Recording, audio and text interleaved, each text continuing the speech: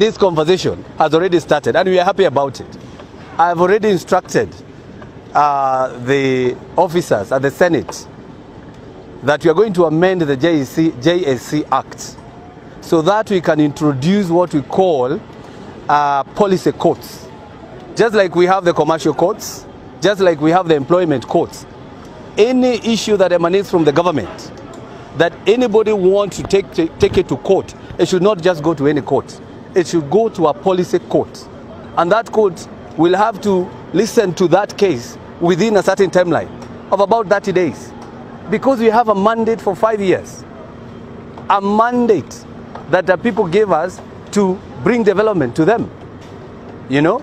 So if a judge can give a date, say I'm going to listen to this case after 7 years, what will I tell my people when I go home when they elected me? So we have to say anybody, because we are not telling people not to go to court, but if you go to court to challenge anything that emanates from parliament, anything that emanates from the national government, it must be taken to the policy court so that it can be expedited very fast and within the timeline that we are going to pass, which is about 30 days, all the way from the court, all the way to the Supreme Court, so that we do it very fast and bring development to this nation. We have started the process of saying that the JSC Act should be amended to bring inclusivity. And when you bring inclusivity, it means that we are not holding anybody at ransom. What we are saying is accountability. And when we bring about accountability, everybody will be led to do their work. And I want you to jog your mind. And that is something that, because we say it, 2024 ni ule mwaka. 2024 ni ule mwaka. Mwaka wa kuongea.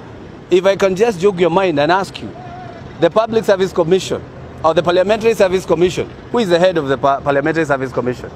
Is the Speaker, who is the head of that legislative board. Who is the head of the Judicial Service Commission? It is the CJ, who is the head of that arm. But who is the head of Public Service Commission?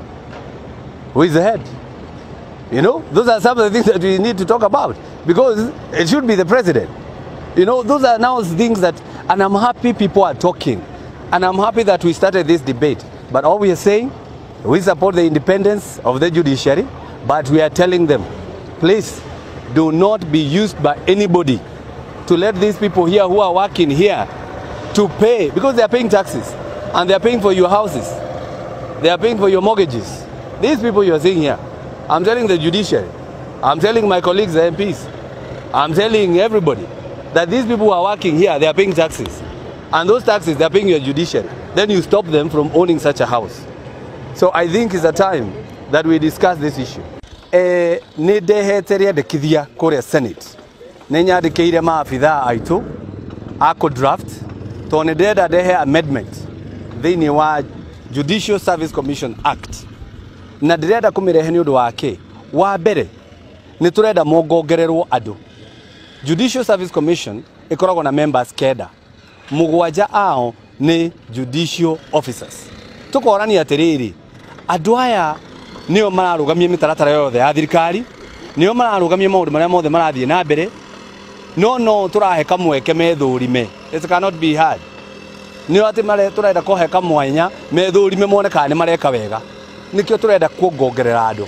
Wa keri ni turenda turehe kindu gitagwo periodical assessment of judges. Uguo ni kuga no nginya maroragwo mirutire yao ya wira thini wa amendment ino either thutha wa mwaka makarorwo uria mararuta wira, tondu ithuĩ turoragwo thutha wa miaka 5. Ithuĩ nginya katiba ni itikiritie andu mangiona mundu ndaruta wira wega aimpeachwo. Jaji ni uriku nge impeachwo, jaji ni uriku ngeherio. Tumatigeire JSC na no meko thini. Koguo mangitua moe kanya ga kurugamia thirikari ino, no marugamie thirikari, tondu hatire mundu umite matuini no andu twinao guku uguo na ni tuyu ria guthiaga na mbere. Koguo turarehe watho uyu nigetha twambie kurania ciuria, tondu mwaka uyu wa 2024 ni ule mwaka. Uguo ni kuga no nginya tukorwo tukiaraniria nigetha twacenjia JSC magathurimagwo, tucoke turehe kindu gitagwo policy court.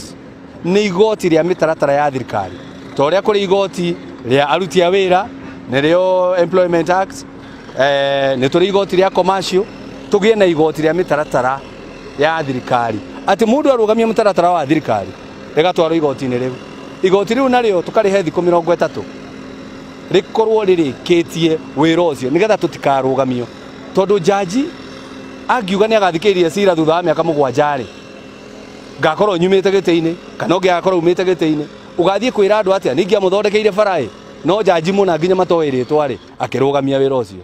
No, it cannot be like that. I want to say, and I have read the statement by the Koome. I've read the statement, and really, it does not say much. I believe everywhere some accusation come in, the judiciary should not come guns blazing to protect itself. They should come in to actually look at what is being said. When we say they are corrupt judges, they are people who are being used. It is not something that is out of ordinary. We have had it before. We have had people even going to court. We have had videos from the likes of Sonko on issues corruption.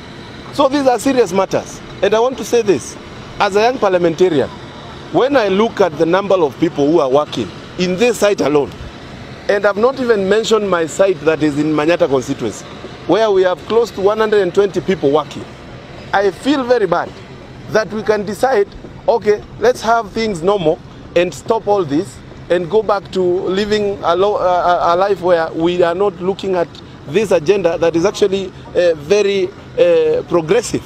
So it's a matter of time to ensure we change this narrative, and I want to appeal to the judiciary to actually implement some sort of restraint when it comes to interfering with other arms of government.